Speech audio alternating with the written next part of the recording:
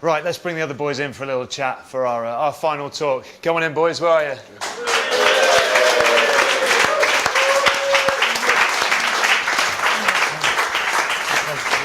Bit of a tight squeeze. It is. Bit of a tight squeeze on this sofa.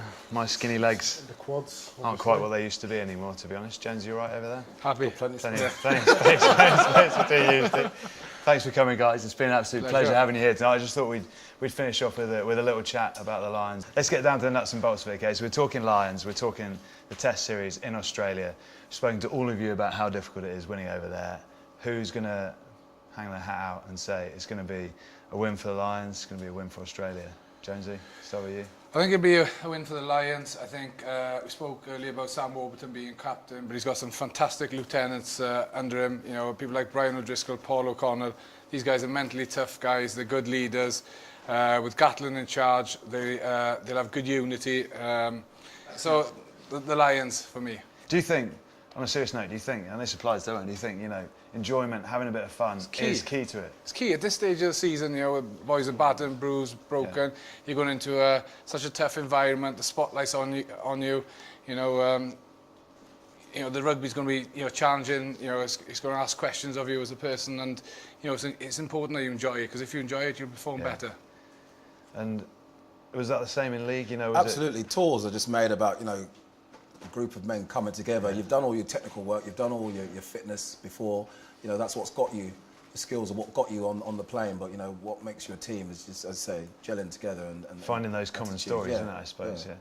Smithy, how will have you got any insights into how the Aussies will be preparing? Obviously, Kurtley Beale and Quade Cooper now out of the mix. How will they be adjusting to their loss? I think the Aussies are very vulnerable. Just looking the way Robbie Deans seems to be on the run, and it's different because the last 6 times I think he's played against Wales, he's been able to get the better of Warren Gatlin. But he really, the way he selected his side, he's only half selected.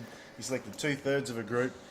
Everything seems to be reacting to, and the selections that he has made seems to be reacting to what the Lions are doing. So I think I've got a funny feeling there's a bloke called Johnny Wilkinson who could pop up at the end of this series. And 2003, 2013, he's won trophies at both ends, and I've just got a feeling that Wilco's going to be involved in the 3rd test, and I think it'll go down to the wire. Who do you think, apart from Johnny Wilkinson, could still get that nod? Well, I think Dan Biggar had a fantastic season for Wales. Obviously, you know, Leicester, you got Toby Flood, and another Welsh outside half is James Hook, who's had a great season with Perpignan. So, and of course he's pretty versatile in the sense that, you know, he can play 13, 15 as well. So they've got a few options within call out. In terms of like the makeup of the squad, like the individuals within it, obviously the Great Britain Rugby League has now disappeared and you've got different, you know, individual nations, but how important was the makeup of the squad in terms of the different countries that you had, and having too many, or could you ever have too many? Because obviously we're inundated with Welsh boys this year, which is fantastic. We all love the Welsh. It's a delicate balance, isn't it? I suppose you've got to have players in from every nation, or else it's not a real Lions team. But at the end of the day, you know, when you go out to be Australia, you've got to put your best side on the park, and you know, I think that's what it's got to be. I'm really looking forward to seeing some interesting, exciting backs. You know, Israel Folau, cross-code player, and that Digby Wildby, he's phenomenal as well. O'Connor, you know, and the Lions team have got some massive backs as well, haven't they? Some, George North, whatever his name is, Welsh geezer. George North, he is a big boy. He's a big boy. Let's come back to it now. We've had a fairly good chat about, you know, who's going to be in it, who's going to be leading the way in terms of players that you're excited about. Jonesy, you were talking about it earlier. We've spoken about Smithy. You've spoken about some of the Aussie guys.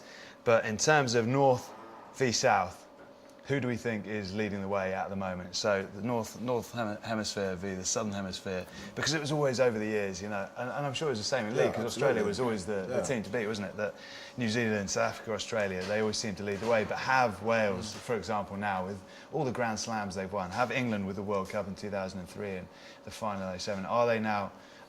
Where's the playing field? Someone give me a hint. I've got no idea.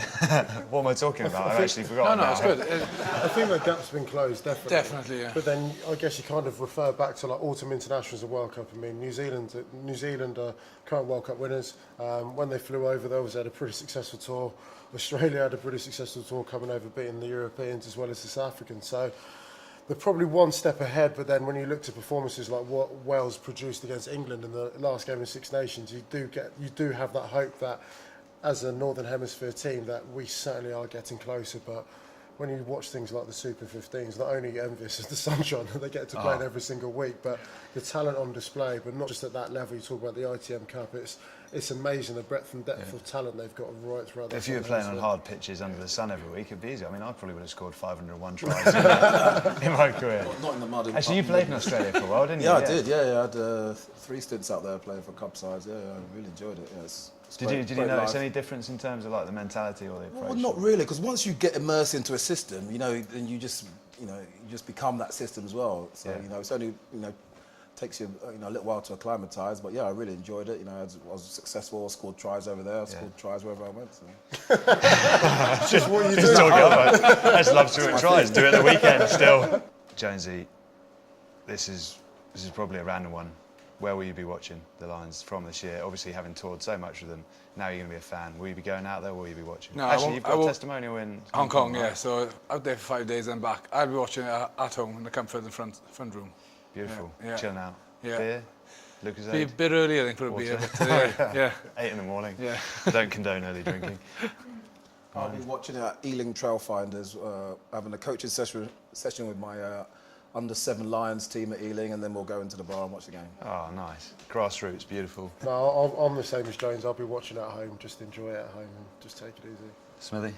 First 2 at home and go out for the Sydney test. So the big one. Oh, okay. We'll see you out there. See you out there. I should be over there for all 3. And final question, let's just go around the group. Jonesy, how many games will the Lions win on tour and will they win the series? They win the series. Can take into I think account they might midweek games lose as well. one Super 15 game against one of the teams. Anyone in particular? Queensland, I think, will be a toughie Okay. in Brisbane. So I reckon they'll do well. They're all looking good at the minute. I know it's a problem. They've had a good Force- Super 15. Force look good. I know. Yeah. It's going to be a tough tour, and it's just, as you said, like all the Australian sides are peaking, aren't they? Yeah. So it'll be a tough tour.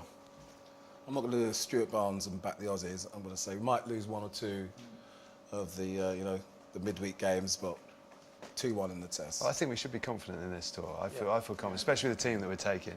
I think we're right to be confident. Ugo, you wouldn't change the opinion there? No, definitely not. I agree with these guys. I think they'll lose 1 or 2 games, but I actually think it will benefit them losing, getting the side together and actually just creating just a bit more fire in them. But they'll definitely win the series, in my opinion. Smithy, going to test you now, mate. The only Australian in the room Forget with the a bit of midweek English games. heritage. The only thing that matters are the test matches. Yeah. My head says the Lions will win 2-1, but I've got to go with my heart and hope the Wallabies turn it around and squeeze a series win. Fair enough, mate. Well, it's safe to say it has been an absolute pleasure having all these guys here. If we could just have a massive round of applause for Stephen Jones, Martin Offiah, Ugo Monye, and Brian Smith. Cheers, guys. Thank you. Good man.